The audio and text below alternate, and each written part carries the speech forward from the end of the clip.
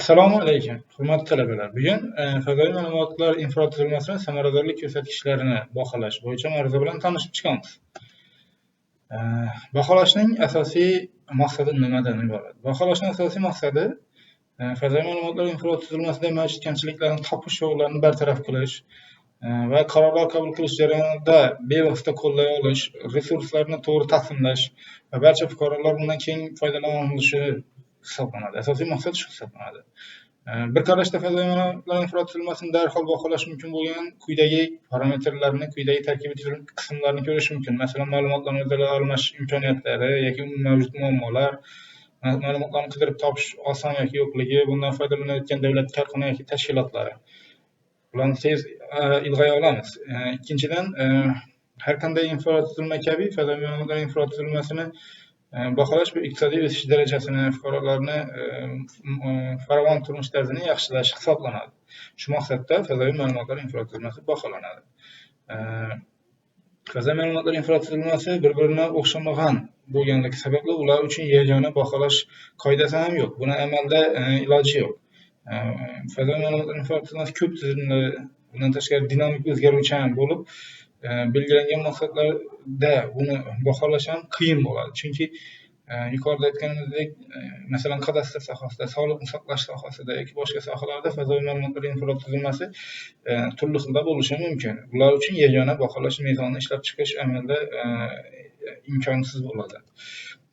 Buni baholashning zarurati nima uchun kerak? Birinchidan, fazoviy ma'lumotlar infratuzilmasini Yevropa ittifoqi talablari darajasiga chiqarish va dunyo miqyosida ma'lumotlarni o'zaro almashish imkoniyatini yaratish hisoblansa, ikkinchidan, fazoviy ma'lumotlar infratuzilmasini doimiy mukammallashtirib borish uchun zarur hisoblanadi. Agar bizda strategik, ya'ni aniq maqsadlarimiz bo'ladigan bo'lsa, fazoviy ma'lumotlar infratuzilmasini rivojlantira olamiz. Aksincha, shunchaki yaratilgan fazoviy ma'lumotlar infratuzilmasi mavjud kamchiliklar sababli u o'zini oqlamay qolishi mumkin. Fazoviy ma'lumotlar infratuzilmasi bo'yicha tadqiqotlar o'tkazish shart emas. Ushbu ma'ruzamizda Liande va Joyeplarning Multi-View Framework to Assess SDI maqolasidan foydalanib, 14 ko'rsatkich bo'yicha baholashni qarab chiqishimiz mumkin. Bunda asosiy fazoviy ma'lumotlar infratuzilmasining komponentlari ma'lumotlar, odamlar, geoportal, ichki siyosat, standartlar va boshqalar. Asosiy ko'rsatkichlar esa raqamli ma'lumotlarning mavjudligi, inson kapitali, masalan, moliyalashtirish, yetakchilik biron bir sohada, ijtimoiy siyosiy barqarorligi, meta ma'lumotlarning mavjudligi. Agar masalan meta ma'lumotlar mavjud bo'ladigan bo'lsa,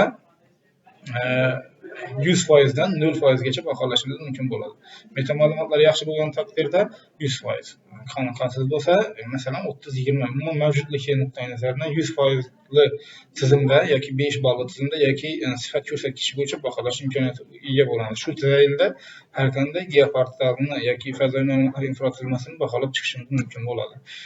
Bu bo'yicha 6 birinchi amaliy mashg'ulot berib o'tilgan. Talabalar bevosita yuqoridagi 14 ko'rsatkich bo'yicha baholab chiqishi mumkin. Fazoviy ma'lumotlar infratuzilmasini mavzuga xulosa qiladigan bo'lsak, baholash bu qarorlar qabul qilish jarayonini yaxshilash uchun hamda mavjud kamchiliklarni bartaraf qilish uchun ma'qul hisoblanadi.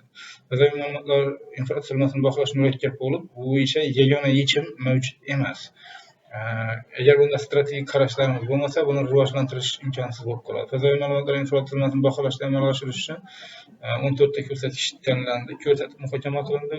Ushbu ko'rsatkichlardan foydalanib, ularni baholash imkoniyatiga ega bo'lamiz. Umuman olganda, talabalar qo'shimcha ma'lumotlarni resurs papkasidan olishi mumkin. E'tiboringiz uchun rahmat. Salom.